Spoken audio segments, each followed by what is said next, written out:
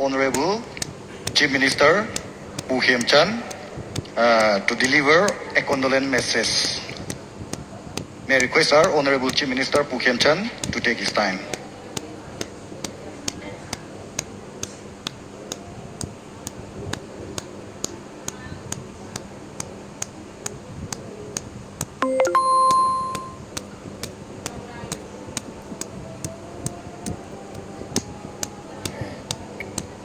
Good morning, ladies and gentlemen.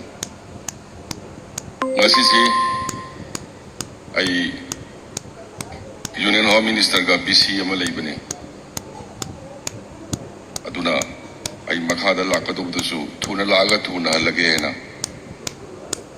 Lae maramdi ay gipu balte se mabuk siyam ingba ay na hanba vote kabagi speaker wa bimatamda.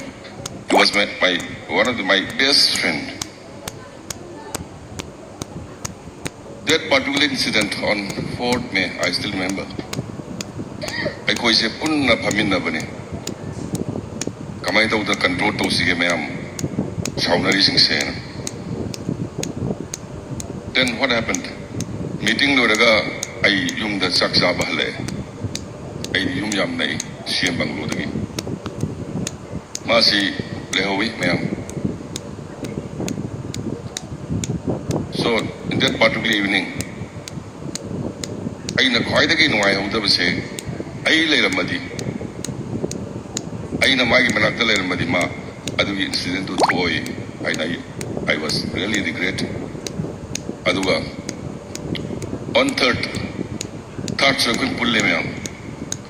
Kanku bigi binim chado evening the master lagi hai. I na kame. Mob violence yam sathi bani. Tangsa kanon. I adum ngaira ga. Nonga pagi pung ani the masi with full security thabani. Ado I na nungai udabadi on that particular fort. I magi manakta le udabagi machat pa khama udabado. I pusida kwai dagi ningam daban vidoi. Ado ngasido I maru baltegi magi taibung pan mudagi sakhi bagi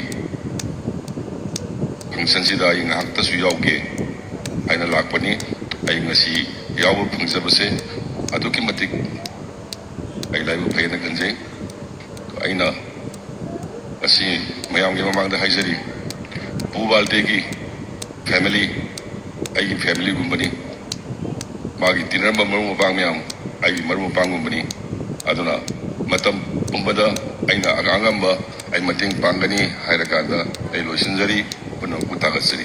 Thank you.